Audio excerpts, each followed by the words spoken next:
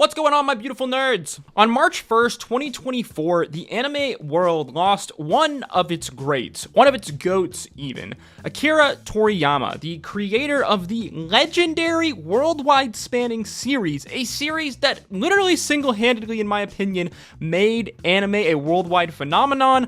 I'm talking about Dragon Ball, Dragon Ball Z, as well as plenty of other really famous, well-known works that Akira Toriyama has created, like Dragon Quest and Chrono Trigger. However, before his untimely passing, Akira Toriyama left us with one last piece of work. A piece of work that would be his last anime, his last tribute, a last tribute to the GOAT of anime and his legendary franchise, Dragon Ball. Hello everyone, I'm Finn. Welcome back to Finn Films. Join me today as we are discussing Akira Toriyama's last anime, a spiritual successor, if you will, to the series that made Akira Toriyama a worldwide sensation. Yep, that's right. Today we are talking about the newest anime in the Dragon Ball franchise, the last piece of anime that Akira Toriyama ever worked on, Dragon Ball Daima. Earlier this year, before Akira Toriyama's untimely passing, it was teased that there would be a new Dragon Ball series, a new Dragon Ball anime released in the fall of 2024, a series unlike the most recent anime in the Dragon Ball universe, Dragon Ball Super. This new Dragon Ball anime would be more of a shift back to the kind of whimsical, comedic, adventure, martial arts series that was the original Dragon Ball anime, as opposed to the shonen battle anime, hyper-violent, DBZ lovin', Z Fighter lovin' series that was Dragon Ball Z and its follow-up Dragon Ball Super. And probably most shocking of all was the reveal that the series protagonist Goku was becoming a kid again. Now, my first reaction to this news was one of cautious optimism. I mean, like most 90s and early 2000s kids, I fell in love with Dragon Ball and Dragon Ball Z basically on first watch. I mean, how could you not? Dragon Ball Z was like easily the coolest thing that I had ever seen as a 6-year-old in the year 2000. And little could I know that it would be shows like Dragon Ball Z, Yu Yu Hakusho, and Samurai Champloo that would spawn my lifelong love of anime. So naturally, as a longtime fan of Dragon Ball, I am always happy to see the Dragon Ball series get a new anime adaptation, even if it does kind of always feel like most of these new modern anime were always chasing that high, those heights that Dragon Ball Z had reached. However, the prospect of Goku being transformed back into a child again made me feel a bit uneasy. I mean, the last time we saw Goku be transformed into a kid again, become Kid Goku again, was Dragon Ball GT, which, well, let's just say left a lot of the fan base divided. However, this time though, I think that things are going to be a lot different. As I said, Dragon Ball Daima is in many ways a kind of spiritual successor to the original Dragon Ball anime, rather than a continuation of the power-scaling shonen battle anime that was Dragon Ball Z. Now, you might be surprised to learn that the original Dragon Ball anime was a lot different than its DBZ counterpart, because, shocker, a lot of people, especially people in a younger generation, have never actually watched the original Dragon Ball. While yes, both of them are martial arts kind of shonen anime that feature our main character, our main kind-hearted Saiyan boy, Goku, these two anime feel completely different from one another when you watch them, especially if you watch them back to back. Dragon Ball is a much more like comedy adventure anime inspired by the Chinese tale Journey to the West featuring Sun Wukong. In general, Dragon Ball is much more lighthearted and filled with like all of these comedy gold moments as we follow Goku, Krillin, and Bulma in their search for the Dragon Balls all throughout Earth, defeating evildoers and getting into trouble all along the way. Just give me a little kiss, baby! Right here! Right on the kisser! To me, so far, from watching episode 1 of Dragon Ball Daima, it very much feels like Dragon Ball Daima is a more of a shift to this comedic adventure themes that are like, you know, very much attached to the Dragon Ball anime, as opposed to the continuation of the hardcore like shonen battle anime power scaling themes that are Dragon Ball Z in Dragon Ball Super. So Dragon Ball Daima takes place basically immediately following the Buu arc at the end of Dragon Ball Z. Episode 1 opens by introducing us to our primary antagonists, Lord Goma of the Demon World and Dagetsu, the younger brother of the Supreme Kai. We learn that Lord Goma is second in line to the throne of the Demon World, a kind of part of the Dragon Ball universe that we know little about, especially compared to many other parts of the mini-universes of Dragon Ball outside of King Deborah, who was introduced in the Majin Buu arc of Dragon Ball Z. Goma and Dagetsu watch as the events of the Buu arc play out on Earth in front of us, from Babidi's arrival with King Deborah to the tempting of Vegeta, the releasing of Buu, and the death of King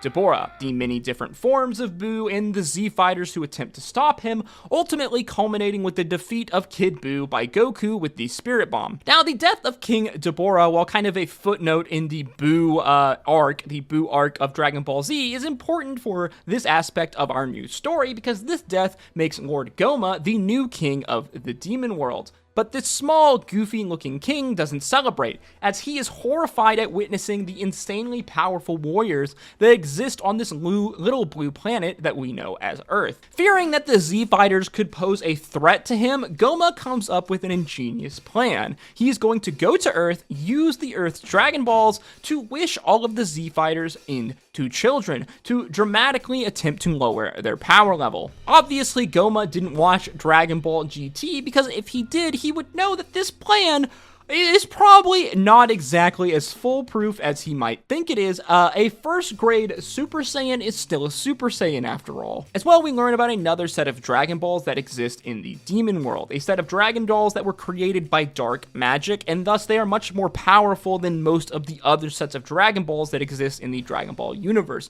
However, they are guarded by powerful warriors, and thus no one has used them ever since their creation. Oh, also, apparently Namekians are from the Demon World, as the show explains that anyone with pointy ears originated in the Demon World, and I guess is a demon. So I guess this does explain why, like, Piccolo early on was originally called the Demon King Piccolo at one point in the Dragon Ball series. Maybe this was like common Dragon Ball lore about the Namekians being from the Demon World, but this was definitely news to me. I missed this piece of info if it had been given before. So Goma, Dametsu, and an ancient Namekian called Neva head to Earth to enact Goma's plan of using this wish to turn the Z Warriors into children, as well as to wish for an ancient relic of the Demon World called the Evil Third Eye, which grants the user monstrous power. On Earth, we see that Goku and the gang are celebrating the defeat of Majin Buu, eating a massive feast together, until Goku decides that he wants to have a little sparring match with Vegeta in classic Goku-like fashion. This was really kind of the main kind of action scene that occurs in episode 1 of Dragon Ball Daima, as we watch Goku and Vegeta duking it out together in kind of a fun,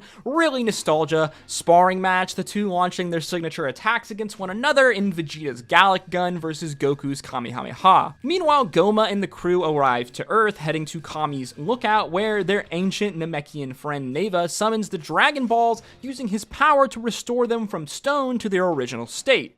If we remember, during the end of the Buu arc, the gang used the Dragon Balls to wish everyone who died back to life so Goku can use the Spirit Bomb. Goma then uses his wish, which really kicks off the kind of premise of this new Dragon Ball series, turning all of the adult Z fighters back into children, while all of the children Z fighters, like Trunks and Goten specifically, are turned into babies, as we watch Goku and Vegeta get transformed back into their childlike forms, and the episode ends. So yes, as I said, this to me very much feels like a return to the fun, whimsical, more kind of comedic adventure-like themes of the original Dragon Ball series, but in this new story featuring all of the characters we know as love, they're just kids now. However, this time it's not just like Goku and Bulma and Krillin as kids, it's everyone as kids, from Vegeta to Piccolo. Basically anyone who was an adult during the Buu arc is now a first grader. As I imagine, we're going to watch them all work together, going on a grand adventure to stop Goma and reverse this spell that's been put on them, and if I had to guess, it will probably involve the use and the claiming of these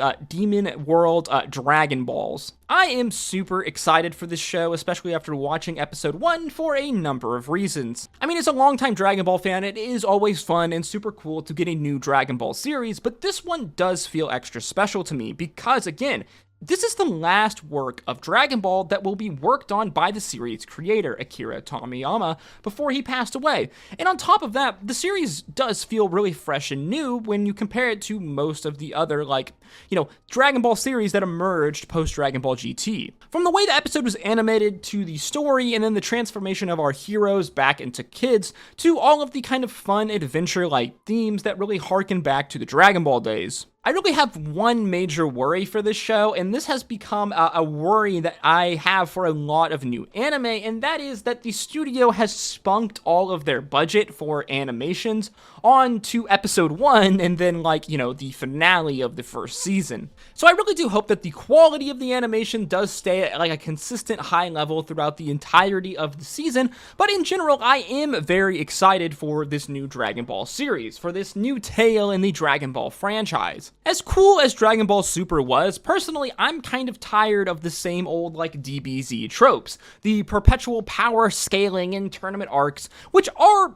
immensely fun, don't get me wrong. I love to see some, super powerful people in the Dragon Ball universe kick each other's ass, but I do feel kind of burnt out when Goku is literally becoming a god and fighting freaking gods. Obviously, this is the problem when it comes to, battle shonen that use a power scaling system. It's that eventually the power scaling system gets so high, it just starts to, not feel believable anymore.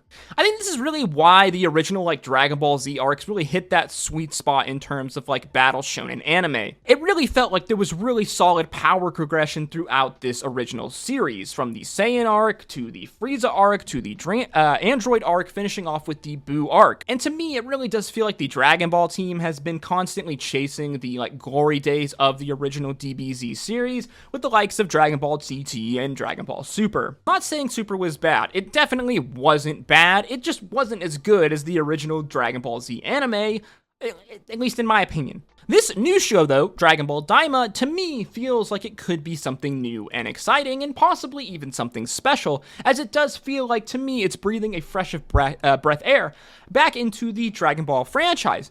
But again, it's early days, so it's really hard to know just how good this show will be when everything's all said and done. Irregardless, I still plan to watch this entire show, and I will probably enjoy it, irregardless of how good it is, because, again, this is Toriyama's last anime. This is the last time that we are going to see a piece of media that Toriyama himself worked on, and because of that, it is special to me.